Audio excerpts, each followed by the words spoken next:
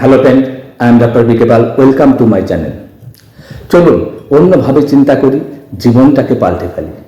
তো আজকে আমি আপনাদের জন্য পড়তে চলেছি একটি বই, যার নাম ইকিগাই। অধ্যায় ৩, লোগোথেরাপি থেকে ইকিগাই। কিভাবে আপনার উদ্দেশ্য খুঁজে বের করে আরও দীর্ঘ এবং আরও ভালোভাবে বাঁচবেন। ভিয়েনা পলিটেকনিক হাসপাতালে ফ্রাঙ্কেল যখন গবেষণা শুরু করেন, তিনি তখন বুঝতে পারেন যে শতাংশ মানুষ কোনো না কোনোভাবে নিজের অস্তিত্ব সংক্রান্তের জন্য ব্যস্ত হয়েছে। যখনই মানুষ নিজের জীবনে এই উদ্দেশ্য প্রাপ্তি করতে সক্ষম হয়, তখনই মানুষ এই নিজের জীবনের অস্তিত্ব লড়াইয়ে সক্ষম হয়। ফ্রাঙ্কেল নিজের জীবনে যা বুঝেছেন তারা যখন নিজেদের জীবনের অতীতের দিকে তাকিয়ে দেখেন, তখন তাদের কোনো কষ্ট হয় না, কারণ তারা নিজেদের জীবনের উদ্দেশ্যগুলিকে খুব ভালোভাবে করতে পেরেছে এবং তার জন্য তাদের ভিতরে একটা সন্তুষ্টি বোধ জন্মায়। লোকোথেরাপির মাধ্যমে একটি সুন্দর জীবনের দিকে যায়। এর বিশেষ কিছু তথ্য: ১. সার্টের মতে আমরা জীবনের উদ্দেশ্যে মূলগত বরং তা খুঁজে বের করি। ২. আমাদের প্রত্যেকের কাছে জীবনের কোনো না কোনো উদ্দেশ্য থাকে, আর জীবনের প্রতিটা পর্বে তার ভেতরে কিছুটা পরিবর্তন দেখা যায়। ৩. যদি আমরা কোনো বিষয় নিয়ে অতিরিক্ত চিন্তা করি, তাহলে ঠিক তেমনটাই ঘটতে শুরু করে। ঠিক তেমনি যদি আমরা নিজেদের লক্ষ্যের দিকে প্রয়োজনের অধিক ধ্যান দিতে শুরু করি, তাহলে তা নিজের থেকেই আমাদের থেকে অনেক দূরে যেতে শুরু করে। ৪. আপনি যদি খুশিতে থাকেন, ভিতরটা যদি দৃঢ়তায় পূর্ণ থাকে, তাহলে নিরাশা ও নেগেটিভ চিন্তা আপনার থেকে দূরে সরে যায়। ৫. আমাদের প্রত্যেকের মধ্যে অসাধারণ ও মহান কার্য করার ক্ষমতা আছে, কিন্তু আমরা মহান উদ্দেশ্য প্রাপ্ত করতে পারবো কিনা তা আমরা কোন পরিস্থিতির মধ্য দিয়ে জীবন কাটাচ্ছি তার উপর নির্ভর করে না, বরং সেই পরিস্থিতিতে আমরা কি সিদ্ধান্ত নিচ্ছি তার উপর নির্ভর করে। পরবর্তী কিছু পৃষ্ঠায় ফ্রাঙ্কলের করা এই গবেষণা নিয়েই আমরা কথা বলবো। তাতে করে আমরা এটা বুঝতে সক্ষম হব যে আমাদের জীবনের উদ্দেশ্য কিভাবে আমাদের জীবনের উপর প্রভাব বিস্তার করে। Theory ১. Victor Frankl, German concentration camping, যেখানে তিনি নিজেই বন্দী ছিলেন। আটক থাকা বন্দীদের উপর গবেষণার পর মনোবৈজ্ঞানিকরা এটা বুঝতে পারেন যে সমস্ত বন্দীরা সেখান থেকে মুক্তি পেয়ে বাইরে যাওয়ার পর বাইরের জগতে গিয়ে কিছু করার স্বপ্ন দেখেছিল, তাদের ভিতরে বাঁচার ইচ্ছাটা অনেক বেশি ছিল। ফ্রাঙ্কেলের ক্ষেত্রে এই কথাটা বিশেষভাবে সঠিকভাবে প্রমাণিত হয়। সেখান থেকে মুক্তি পাওয়ার পর তিনি যখন লোকোথেরাপির কার্যশৈলী শুরু করেন, তখন তিনি বুঝতে পারেন যে তিনি এর পিছনে ফ্রাঙ্কেল একটা লক্ষ্য পূরণের কথা ভেবেছিলেন, যার ফলে ওই শিবিরে বন্দী থাকতে চায়নি। তিনি নিজেকে সামলাতে পেরেছিলেন। তিনি যখন সেখান থেকে মুক্তি লাভ করে বাইরে আসেন, তখন তার কাছে সমস্ত বিষয় লিখিত রূপেই হাজির ছিল, যা শুধুমাত্র প্রকাশিত হওয়ার অপেক্ষায় ছিল। যখন তার সমস্ত লেখা আটক করে নেওয়া হয়, তখনও তিনি পুনরায় সবকিছু লিখতে প্রস্তুত ছিলেন। হয়তো সেই কারণেই ওই শিবিরে হওয়া সমস্ত অত্যাচার তিনি মুখ বলে সহ্য করতে পেরেছিলেন। শুধু তাই নয়, টাইফয়েডের মতো ভয়ঙ্কর রোগের হাত থেকেও নিজেকে বাঁচাতে সক্ষম হয়েছিলেন এবং জীবনের এক আলাদা অর্থ প্রাপ্ত করেছেন। তিনি কোনোভাবেই নিজের গবেষণার হাত ছাড়েননি, আর সেই সংক্রান্ত সমস্ত কিছু তিনি ছোট ছোট কাগজের টুকরোতে লিখে রাখতেন। থিওরি ২. আমেরিকান রাজনীতিবিদ। উত্তর আমেরিকার এক রাজনীতিবিদ ফ্রাঙ্কেলের কাছ থেকে কিছু পরামর্শ নিতে এসেছিলেন। অবশ্য তিনি আগে থেকেই আমেরিকার মনোরোগ চিকিৎসকদের কাছ থেকে পরামর্শ নিয়েছিলেন। ফ্রাঙ্কেল তাকে একটা খুবই যুক্তিযুক্ত কিন্তু সহজ প্রশ্ন করেন। তিনি জিজ্ঞেস করেন তার হঠাৎ কেন কোনো মনোরোগ বিশেষজ্ঞের সঙ্গে পরামর্শ প্রয়োজন মনে হলো। তখন তিনি বলেন, আমাদের নিয়ম এবং পররাষ্ট্র নীতি আমি কিছুতেই মেনে নিতে পারছি না, কিন্তু সরকারের একজন সদস্য হিসাবে আমি সেই নীতি মেনে নিতে বাধ্য। তিনি যে বিশেষজ্ঞের কাছে যেতেন, সেই বলতো বাবার সঙ্গে তার মতের যে পার্থক্য আছে তা মিটিয়ে নিতে, এবং মতের পার্থক্য থাকা সত্ত্বেও এমন ব্যবহার করতে বলতেন যাতে মনে হয় তাদের বিচারের মধ্যে কোনো ভিন্নতা নেই, তাদের বিচারধারার সমান। সকলে একই পরামর্শ দেয়। বেশ কয়েক বছর ধরে তিনি তা অনুসরণ করার চেষ্টাও করেন, কিন্তু কিছুতেই তা মেনে নিতে পারেন না।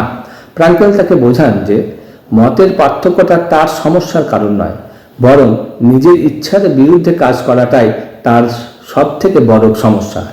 এই ঘটনার কয়েক বছর বাদে ফ্রাঙ্কেল আর এক রাজনীতিবিদের কাছ থেকে জানতে পারেন সেই ব্যক্তি তখন অন্য আর এক ক্ষেত্রে কাজ করেন এবং তাতে করে তার সমস্ত রকম সমস্যা দূর হয়ে যায়। তিনি কোনো রকম সমস্যা ছাড়াই আনন্দের সঙ্গে নিজের জীবন অতিবাহিত করছেন। ফ্রাঙ্কেল মনে করেন ওই রাজনীতিবিদের কোনো রকম মনোরোগ চিকিৎসার প্রয়োজন ছিল না। তিনি মানসিক দিক থেকে দুর্বল ও অসুস্থ এমন কোনো কথা ভাবারও কোনো কারণ ছিল না। আসলে তিনি নিজের জীবনের উদ্দেশ্য খুঁজে পাচ্ছিলেন না। যখন তিনি নিজের জীবনের উদ্দেশ্য খুঁজে পেয়ে যান, তখন তিনি আনন্দদায়ক এবং সন্তুষ্ট জীবনযাপন করতে শুরু করেন। থিওরি 3, আত্মহত্যা করতে চাওয়া মা। এক মা তার 11 বছরের ছেলে পৃথিবী ছেড়ে চলে যাওয়ার পর ফ্রাঙ্কেলের কাছে চিকিৎসার জন্য আসেন। তার আরেক ছেলে ছিল, কিন্তু সেই ছেলে জন্মগত প্রতিবন্ধী। তিনি নিজের সাথে ওই ছেলেকে শেষ করে ফেলবেন বলে ঠিক করেছেন। সেই অনুসারে চেষ্টাও করেছিলেন। তিনি নিজের দুঃখ এবং সন্তানের কষ্ট দূর করার জন্য তিনি আত্মহত্যা করার সিদ্ধান্ত নেন। কিন্তু সেই প্রতিবন্ধী ছেলের মনে হয়েছিল তার জীবনের কিছু উদ্দেশ্য আছে, আর সেই উদ্দেশ্য পূরণের জন্য সে বেঁচে থাকতে চেয়েছিল। কিন্তু তার মা যদি নিজে হাতে তাকে মেরে ফেলে, তাহলে সেই উদ্দেশ্য কিছুতেই পূরণ হওয়া সম্ভব ছিল না। ওই মহিলা একদিন চার্চে গিয়ে সকলের সামনে নিজের সমস্যার কথা বলেন।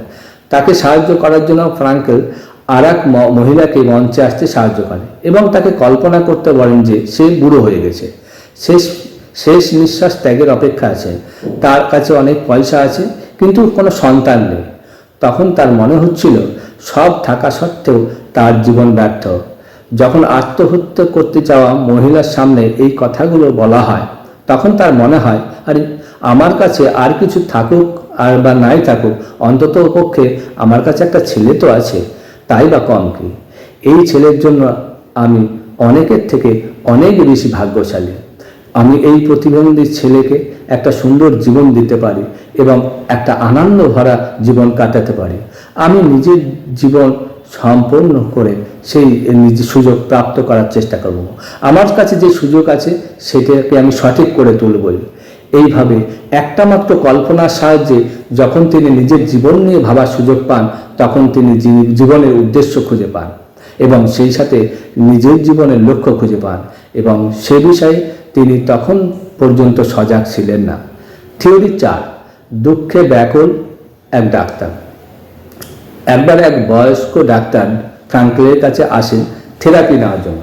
মাত্র 2 বছর আগে তিনি নিজের স্ত্রীকে হারিয়েছিলেন।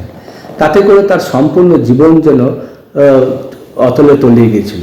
সে নিরাশার হাত থেকে রেহাই পাওয়ার উদ্দেশ্যে তিনি ফ্রাঙ্কেলের কাছে এসেছিলেন। তাকে কোনো রকম পরামর্শ দেওয়ার আগে ডাক্তার তার জীবনে কী কী ঘটেছে তা জানার আগেই ফ্রাঙ্কেল তাকে জিজ্ঞাসা করলেন, ধরে নেন আপনার স্ত্রীর বদলে আপনি মারা গেছেন, তাহলে কি হতো? ডাক্তার বলেন, আমার স্ত্রী খুবই সরল এবং সাদাসিধে মানুষ ছিলেন। তাকে বহু কষ্ট ও যন্ত্রণা সহ্য করতে হয়েছিল। সেই কথা শোনার পরে ফ্রাঙ্কেল বলেন, দেখুন ডাক্তার, আপনি কত মহান মানুষ। আপনার নিজের স্ত্রীকে কত কষ্টের হাত থেকে বাঁচিয়েছেন। আপনি নিজে তো কষ্ট পাচ্ছেন, কিন্তু আপনার স্ত্রীকে সমস্ত কষ্টের হাত থেকে আপনি মুক্তি দিয়েছেন।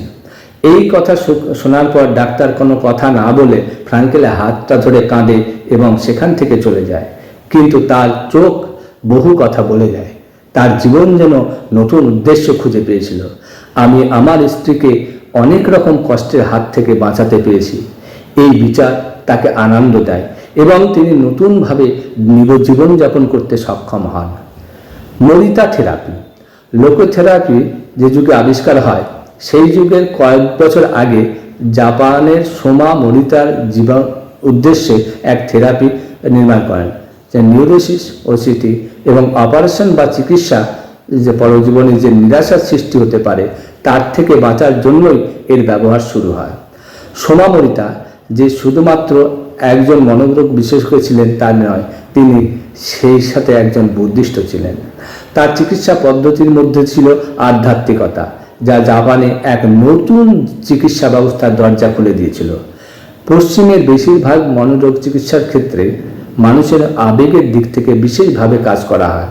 তাদের নিজেদের আবেগকে নিয়ন্ত্রণে রাখার এবং সেই অনুসারে কাজ করার পরামর্শ দেওয়া হয়, কারণ মনে করা হয় যে তাদের মনে যে ধরনের ভাবনা থাকে আমরা ঠিক সেই অনুরূপ চিন্তা করি, আর আমাদের চিন্তার প্রতিফলন দেখা যায় আমাদের কাজের মধ্যে। এর বিপরীতে মরিতা থেরাপিতে নিজেদের আবেগ বুঝে তাকে স্বীকার করার পরামর্শ দেওয়া হয়, কারণ তিনি মনে করেন আমাদের ভাবনায় আমাদের কাজের দিক নির্দেশ করে। এখন আমাদের মনে যে ভাবনাগুলি ঘুরে বেড়াচ্ছে তা স্বীকার করার সাথে সাথে নতুন ভাবনা নির্মাণের কলাও শিখতে হবে। সোমা মরিতার মতে অভিজ্ঞতা এবং চেষ্টার সাহায্যে এই কলা রপ্ত করা সম্ভব। মরিতা থেরাপিতে কোনো পরিমাণকে অগ্রাহ্য করার পরামর্শ দেওয়া হয় না, বরং এই থেরাপিতে আমাদের ইচ্ছা, আকাঙ্ক্ষা, ভয়, নিরাশা এবং চিন্তার মতো বিষয়গুলিকে স্বীকার করার কথা পরামর্শ দেওয়া হয়। মরিতা থেরাপির উপরে ভিত্তি করে লেখা পুস্তকের উপরে সোমা মরিতা জানিয়েছেন আমাদের নিজেদের আবেগ সম্পর্কিতে যথেষ্ট সচেতন থাকা উচিত। একটা গল্পের মতো করে মরিতা নিজের কথাগুলোকে জনসমক্ষে উপস্থিত করেছিলেন। তিনি বলেছেন, ধরুন একটা গাধাকে দড়ি বেঁধে একটা পিলারের সঙ্গে বেঁধে দেওয়া হয়েছে। সে নিজেকে মুক্ত করার জন্য আপ্রাণ চেষ্টা করে, কিন্তু অসফল থেকে যায়। সেই চেষ্টার সময় সে এই পিলারটাকে ঘিরে গোল গোল চক্কর কাটতে থাকে আর ভাবে যে সে অনেকটা পথ যাত্রা করে ফেলেছে। সে যত চেষ্টা করে সে পিলারের সাথে তার সম্পর্কটা তত দৃঢ় হয়ে ওঠে। মানুষের সাথেও অনুরূপ ঘটনা ঘটে। মানুষ বিভিন্ন বিচারের হাত থেকে যতই রেহাই পাওয়ার চেষ্টা করে ততই সে বিভিন্ন বিচারের সঙ্গে আরও দৃঢ়ভাবে জড়িয়ে পড়ে। মরিতা চিকিৎসা পদ্ধতির সারাংশ: 1. নিজের আবেগকে স্বীকার করতে শিখুন। কোনো কাজে হাত দেওয়ার সময় আমাদের মনের বিভিন্ন বিচারের জন্ম হয়। এরই মধ্যে কোনো একটা বিচার যদি আপনার মধ্যে চেপে বসে তাহলে তার থেকে পালানোর চেষ্টা করবেন না, বা তাকে কোনোভাবে বাধা দেওয়ার চেষ্টা করবেন না। আপনি যদি এমন করেন তাহলে সেই বিচার আরও গভীরতার সৃষ্টি করবে। মানুষের ভাবনা সম্পর্কে বলতে গিয়ে বলেছেন, আপনি যদি সমুদ্রের একটা ঢেউ দিয়ে আর একটা ঢেউকে ভাঙতে চান তাহলে আপনি নিজেই সমুদ্রের গভীরে তলিয়ে যাবেন। কোনো বিচারের নির্মাণ আমাদের হাতে নেই, তা নিজের থেকেই জন্ম নেয়। আমাদের শুধুমাত্র তা স্বীকার করতে হবে, তাকে স্বাগত জানাতে হবে। ভাবনা অনেকটা আবহাওয়ার মতো। আবহাওয়া কখন কী রূপ দেখাবে তা আমরা বুঝতে পারি না, আমরা শুধু তার পরিবর্তিত রূপটা দেখি। এই বিষয়ে বলতে গিয়ে তিনি ভিয়েতনামের এক সাধু থিক হ্যাট হনের একটি উক্তি স্মরণ করেছেন। এই পংক্তিতে হিট হ্যাট হন নিজের একাকিত্ব নিয়ে বলতে গিয়ে বলেছিলেন, আজ তুমি কেমন আছো, চলো দুজনে একসাথে বসি এবং তোমার চিকিৎসা করি। 2. যা করছেন তাই করুন। পরিণামের কথা না ভেবে নিজের লক্ষ্যের দিকে তাকিয়ে থাকুন এবং সেই দিকে এগিয়ে চলার চেষ্টা করুন, কারণ চিকিৎসা পদ্ধতি নিজের কাজ করতে থাকবে। আমাদের জন্য শুধুমাত্র বর্তমানের দিকে ধ্যান দেওয়াটা খুবই জরুরি। যদি পরিস্থিতি স্বীকার করতে কষ্ট হয় তাহলে সেই কষ্টের দিকে ধ্যান দিন। তার জন্য বুদ্ধি খাটাতে যাবেন না বা কোনো রকম কাল্পনিক বাহানার সন্ধান করবেন না। চিকিৎসকের কাজ হলো কোনো রোগীকে পরিস্থিতির মুখোমুখি করার প্রস্তুত করা।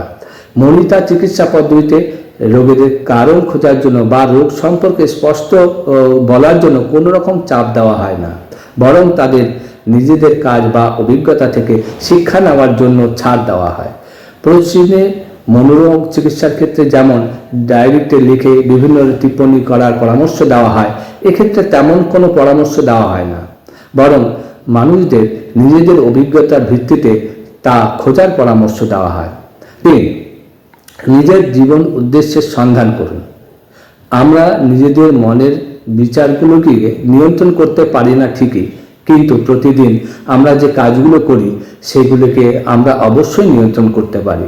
তাই আমাদের কাছে জীবনের উদ্দেশ্য স্পষ্ট হওয়াটা খুবই জরুরি। সেই কারণেই মনিতা মন্ত্র কারো পালন করার চেষ্টা করুন। এখন আমার কি করা উচিত, এখন আমি কি করব, এমন প্রশ্নের উত্তর আপনি নিজের ভেতর থেকেই পেয়ে যাবেন। শুধুমাত্র তা খুঁজুন এবং নিজের ভিতরের ইকিগাইকে খুঁজে বার করার চেষ্টা করুন। মরিতা থেরাপির 4টি পর্ব। মরিতা থেরাপি প্রায় 15 থেকে 21 দিন পর্যন্ত চলে। তাতে 4টি গুরুত্বপূর্ণ পর্ব থাকে। 1. আলাদা থাকা এবং আরাম। 5 থেকে 7 দিন এটি চলে। প্রথম সপ্তাহে রোগীকে আরাম দেওয়ার জন্য একটা ছোট্ট কুঠিরে পাঠানো হয় এবং বাহ্যিক জগতের জিনিসপত্র থেকে আলাদা রাখা হয়। টিভি, বই, বন্ধু প্রভৃতি সমস্ত কিছু থেকে সম্পূর্ণ ছিন্ন করে দেওয়া হয়। রোগী বেশিরভাগ সময় শুয়ে থাকে। এই সময় যিনি তার চিকিৎসার দায়িত্ব নিয়েছেন তিনি তার সঙ্গে বেশ কয়েকবার দেখা করেন, যদিও অনেক সময় সে তার সঙ্গেও দেখা করতে চায় না। এই সময়ে ব্যক্তিকে তার অন্তরে যে পরিবর্তন আসে তার অধ্যয়ন করার পরামর্শ দেওয়া হয়। এই 7 দিনের রোগী কিছুই করার সুযোগ পান না, তাই সে কিছু করার জন্য ব্যস্ত হয়ে পড়েন। সেই কারণে তাকে সমস্যার মধ্যেও দেখা যায়। এখান থেকে তাকে পরবর্তী পর্বে পাঠিয়ে দেওয়া হয়। 2. হালকা পেশাগত প্রশিক্ষণ। 5 থেকে 7 দিন এই কাজটা চলে। এই সময়ে মনোরম পরিবেশে রোগীকে হালকা হালকা কাজ দেওয়া হয়, যেমন ধরুন বাগানে কাজ করা, ছবি আঁকা বা রং করা প্রভৃতি। এই কাজগুলি করার সময় তার মনে যে বিচার আছে, যে বিচারের পরিবর্তন দেখা যায়, সেগুলি ডায়েরিতে লিখতে বলা হয়। এই সময় চিকিৎসক ছাড়া আর কারোর সাথে রোগীর কথা বলার কোনো অনুমতি পায় না। 3. পেশাগত থেরাপি। 5 থেকে 7 দিন এটি চলে। এই সময়ে রোগীকে এমন কিছু কাজ দেওয়া হয় যা করতে তার কষ্ট হয়। ডক্টর মরিতা নিজের রোগীদের পাহাড়ে নিয়ে যান এবং তাদের গাছ কাটতে বলেন। সেই সাথে লেখা, আঁকা, রং করা এবং সেরামিকের বাসন বানানোর মতো কাজ দেওয়া হয়। এমন সময় রোগীরা কাজ সম্পর্কিত ব্যাপারে অন্যদের সঙ্গে কথা বলার সুযোগ পায়। 4. সামাজিক এবং বাস্তবিক জীবনের সঙ্গে সংস্পর্শ আসা। এই পর্বে রোগীকে পুনরায় তার জগতে ফিরে যাওয়ার পরামর্শ দেওয়া হয়। নিজের আগের জগতে ফিরে যাওয়ার পরেও ব্যক্তিকে থেরাপির সময়ে যে ব্যায়াম বা কলা শেখানো হয়েছিল সেগুলোর অভ্যাস করতে বলা হয়। এই সম্পূর্ণ প্রক্রিয়ার একটাই উদ্দেশ্য, পৃথিবীকে একটা নতুন এবং একটা বিকশিত মানুষ দেওয়া, যার কাছে জীবনের বেঁচে থাকার কোনো উদ্দেশ্য থাকবে, যে কোনো রকম সামাজিক এবং মানসিক চাপ ছাড়াই শুধুমাত্র নিজের উদ্দেশ্য পূরণের জন্য কাজ করে যাবে। নাইকন ধ্যান পদ্ধতি। জেন মাস্টার মরিতা এবং নাইকন আত্মপরীক্ষণের সাথে সম্পর্কিত ধ্যান পদ্ধতির কথা বলেছিলেন। এই সম্পূর্ণ চিকিৎসা প্রক্রিয়াটি এই কার্যপ্রণালীর উপরে ভিত্তি করে দাঁড়িয়ে আছে। তার মতে প্রতিটা মানুষের নিজেকে এই 3টি মৌলিক প্রশ্ন করা উচিত। 1. আমি কোনো মানুষের কাছ থেকে কি পেয়েছি? 2. আমি সেই মানুষকে কি দিয়েছি? 3. আমার জন্য ওই মানুষটার কি কষ্ট হয়েছে? আপনি যদি নিজেকে এই প্রশ্নগুলো করতে পারেন, তাহলে কোনো মানুষের জন্য যদি আপনি কষ্ট পান তা লাঘব হয়ে যাবে। তখন সামনের ব্যক্তিকে আর দোষী বলে মনে হবে না, বরং আপনি নিজের দায়িত্ব সম্পর্কে অবগত হতে পারবেন। মরিতা বলেন, যদি আপনার কারোর সাথে ঝগড়া করার ইচ্ছা হয় তাহলে 3 দিন নিজেকে নিয়ন্ত্রণ করুন এবং তারপর তার সঙ্গে ঝগড়া করুন। ঝগড়া করার বাসনা নিজের থেকেই কমে যাবে। ইকিগাই। লোকোথেরাপি এবং মরিতা থেরাপি এই দুটি আপনি নিজের অভিজ্ঞতা থেকেই প্রাপ্ত করতে পারেন। এর জন্য আপনাকে কাউকে পথ দেখাতে হবে না বা আধ্যাত্মিক সুবিধার প্রয়োজন নেই। ইকিগাই হলো আপনার অস্তিত্বের লড়াই। একবার যদি আপনি এই লড়াইয়ে জিতে যান বা আপনার ইকিগাই স্পষ্ট হয়ে যায়, তাহলে আপনাকে শুধুমাত্র মন শক্ত করে সাহসের সাথে রাস্তা দেখিয়ে এগিয়ে যেতে হবে। পরবর্তী পর্বে এই রাস্তা দিয়ে চলার জন্য যে যে উপকরণের প্রয়োজন আপনাকে সেই বিষয়ে জানাবো। আপনি যা কাজ করবেন বলে ঠিক করেছেন সেই কাজের বিষয়ে নিজের বিষয়ে আস্থা থাকাটা খুব জরুরি। আপনি কি খাচ্ছেন সেদিকে নজর রাখবেন। নিয়মিত ব্যায়াম করাটা খুবই জরুরি। কম মাত্রায় করুন, ক্ষতি নেই, কিন্তু নিয়মিত করুন। কঠিন থেকে কঠিনতর পরিস্থিতিতে সামনের দিকে এগিয়ে যাওয়ার জন্য প্রস্তুত থাকুন। তার জোরে আপনি বিশ্বে পরিবর্তন আনতে পারবেন। সেই বলে নিজের লক্ষ্যের দিকে এগিয়ে যাবেন। আপনি যে কাজ করতে চান সেই কাজ করার জন্য আপনি নিজের অন্তর থেকে প্রস্তুত তো?